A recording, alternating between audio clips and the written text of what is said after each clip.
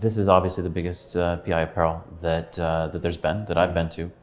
I think what's really interesting is that, since we started at basically the supply chain, and it's grown from, what was, I think, a fairly small discussion around supply chain and PLM to where it is now around 3D, and what the future is. Where we were before was really just kind of organizing our information. Where we've come to now is how do we fundamentally change the industry and bring us to an entirely new place. Some place where we can virtualize the product process to change literally the way we do everything from concept to consumer.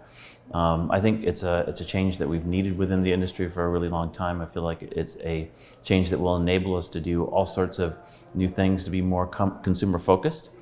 And I feel like it's also something that will allow us to provide the level of customization that we haven't in the past, and go from methods of creation that are based upon throwing a huge amount of product out into the consumer and hope something sticks, to a process which is really understanding what the consumer wants and only making those products specifically for each consumer. Yeah, that is really the zenith, isn't it? Yeah. It feels like it's a bit of a long way away though at the moment. It is a very long ways away. I think what is difficult about PI, and I've heard this mentioned by a number of different people, is that they show up at PI, they see all of these really amazing technologies, they realize that they're absolutely at the beginning of the process, and they're overwhelmed.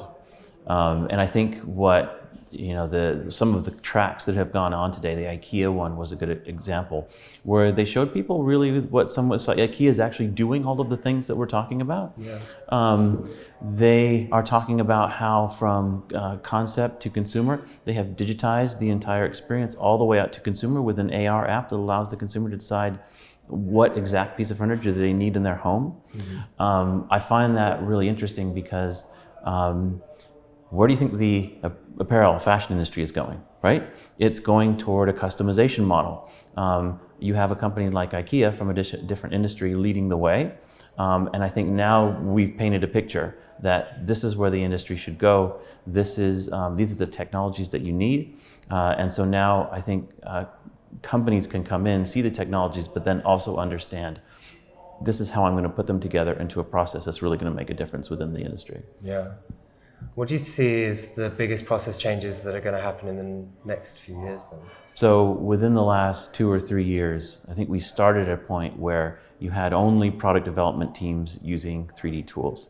I think you had a lot of spot solutions that were trying to put this solution in place to reduce physical prototypes.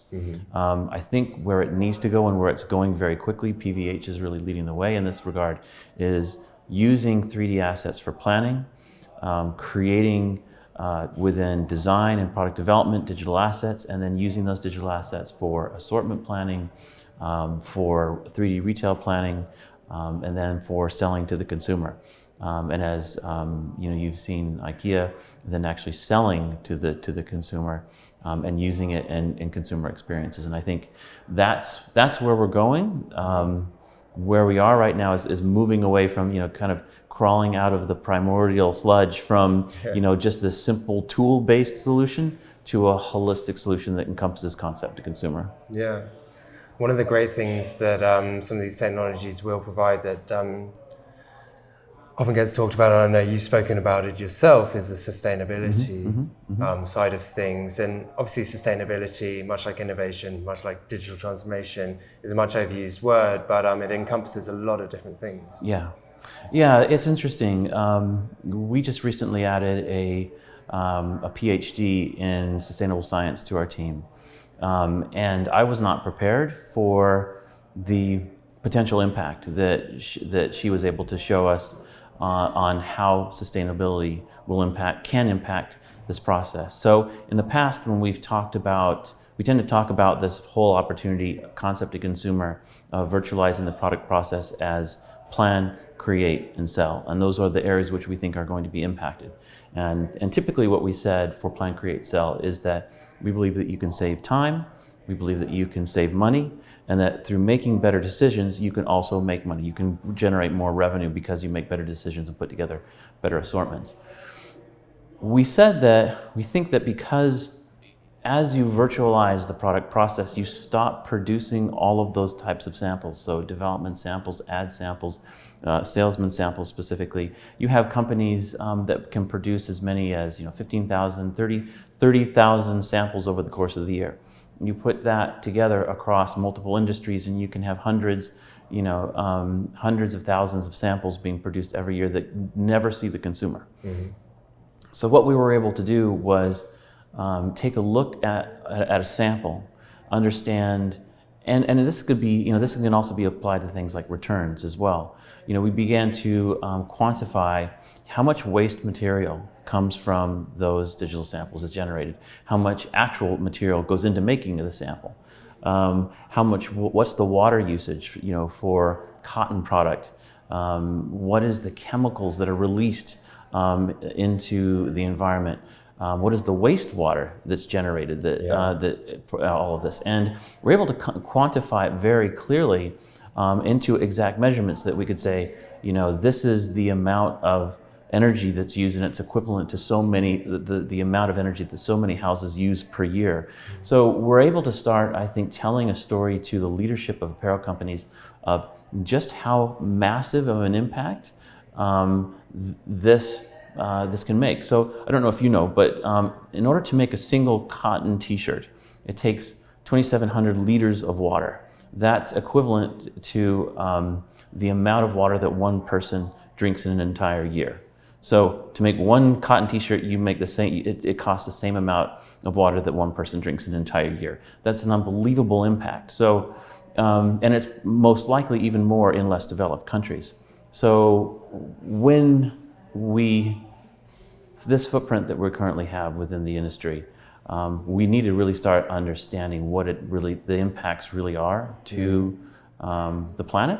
And I think the hope is by exposing that, not only will it, help generate more pull behind the 3D process, but it will also obviously help the current situation that we're in and provide a huge sustainability benefit to the planet. Yeah, well, that's the thing, because if you can tell people the story, it's almost a tragic story about how terrible this is. I mean, it really is terrible. Yeah, that's one person's year's worth of water. Yeah. For a cotton t-shirt that well, it may not even be sold.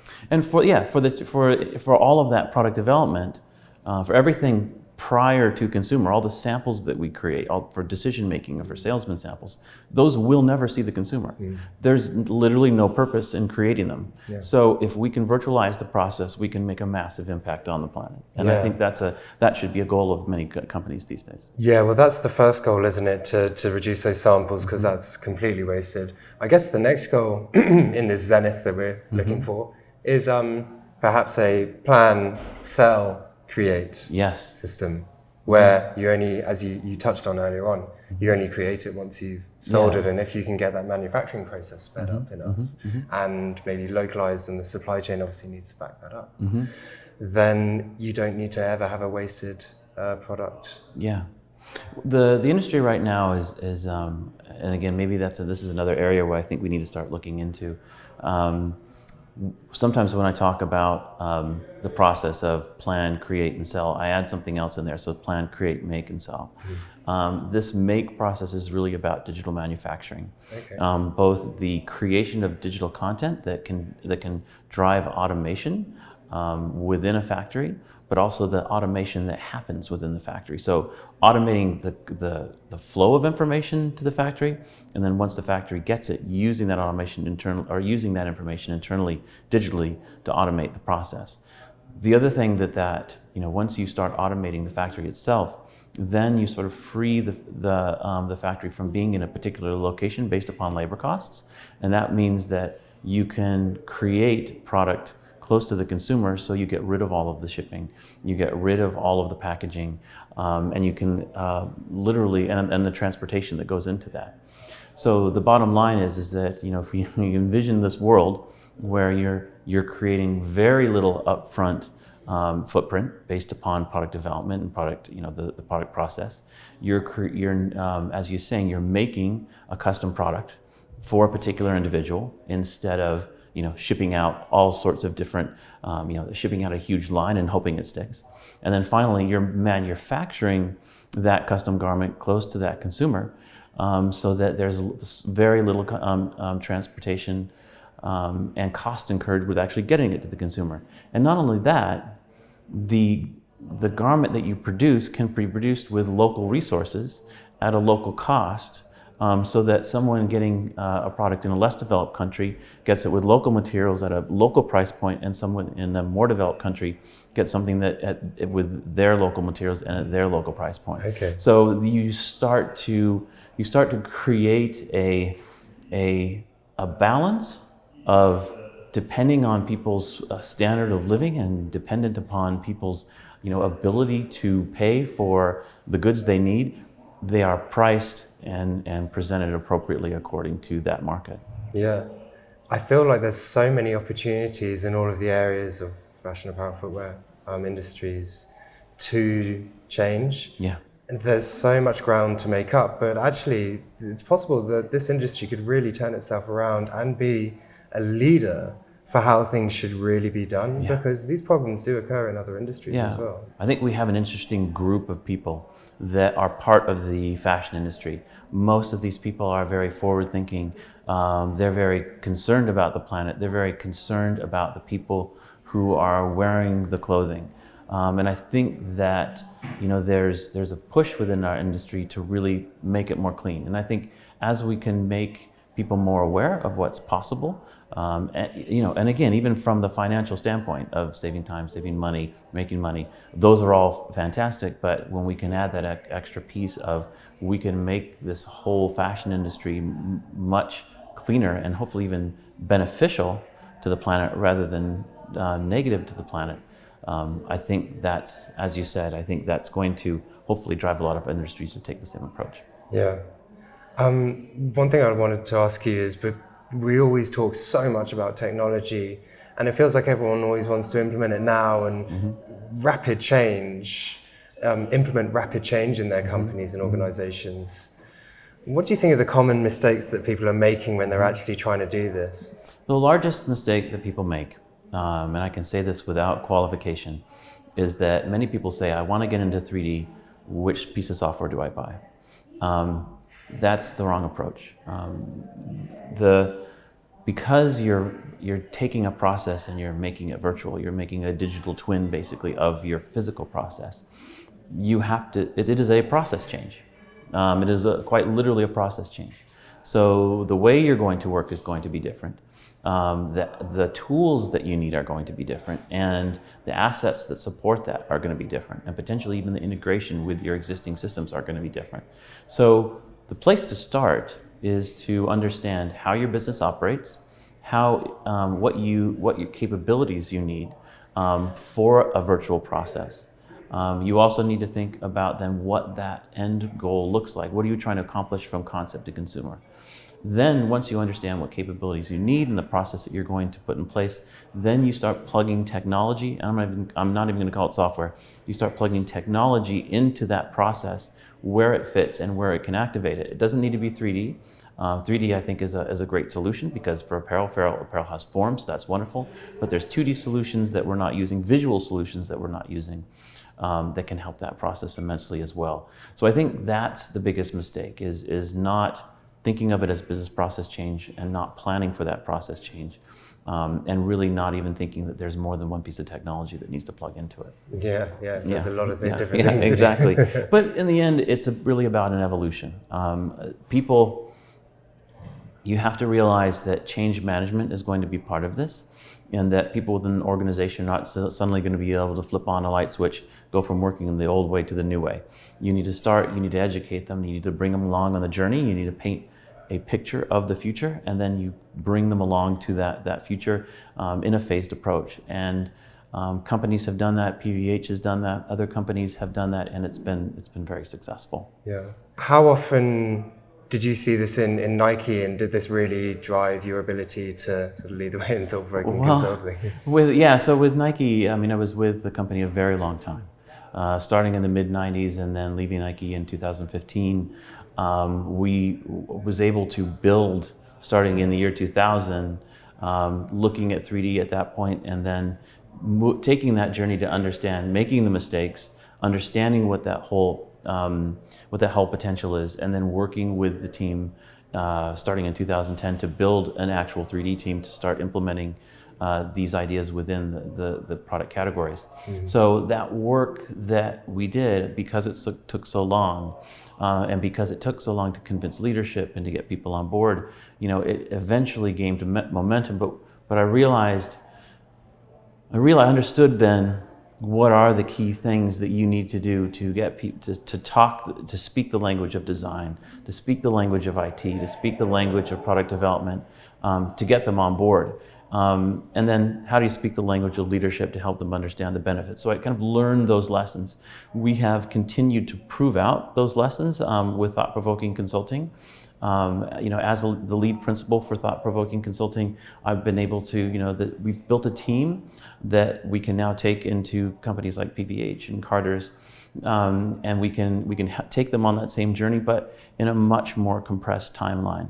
And our goal isn't necessarily to, bring in a huge number of consultants and overwhelm them with a lot of, work. Our goal is to really, as I said, transfer that knowledge, do that knowledge transfer, so that we help them understand all of the things that we learned, and we can bring them on board at the pace that makes sense for them. Yeah. Because obviously this whole goal is to make things easier for people. Right. But maybe in the short term, there's a little bit of pain that needs to take place to make that change. I don't even think it's pain. I think, quite honestly, when you are really planful about how you move forward with the process, and you don't push people into things, and you explain them, and you educate the teams, it becomes fun. I like to pride myself in the fact that when we work with teams, it's a fun process. You hear about PLM implementations, you don't really ever hear people talking about fun. No. We try to make this fun because technology is fun. These 3D processes and the way we work is really fun, and the benefits that it brings to the companies. If you're working in a way that's really uncomfortable, you're not going to want to come to work every day. If you're working in a way where you're empowered and you're excited and you're using new technologies and you're using new skills, it's massively empowering. We have, for the few schools that are actually training their graduates with these digital skills, those people can't get hired fast enough. I've heard people coming out of colleges who learn 3D skills that immediately get snapped up by large corporations, because there's just not very many people out there with that skill set, but that's where all these brands are moving. So it's, quite honestly, I think it's an exciting time to be working in this field. It doesn't matter whether you're a senior leader, whether you're someone like myself who's helping brands, or whether you're a kid right out of school. I shouldn't say kid, but whether you're a less experienced person right out of school, I think it's a hugely exciting time. Well, it's a very good point, because actually, it doesn't matter if you're 18 or 88, you can learn these skills and you'd still get snapped up straight away. In this day and age, it's really hard to draw divisions based upon age. I've tried to change and you just heard it, I've tried to change the way I refer to people as more experienced in a particular area versus less experienced, because, as you said, I've seen people who are 75, 80 who have a vision of the future that is far beyond some people who are much younger, and I've seen younger people who are incredibly wise beyond their age. So more and more, people used to talk about digital natives. Even people who didn't grow up with the internet, even people who didn't grow up with with an iPhone. Some people, I think it really just depends upon your perspective, how much you're going to embrace these new technologies and start making use of them. Absolutely. It's an exciting time. Yeah, absolutely. Joshua, thank you so much for joining us. Yeah, thank you very much. I appreciate it.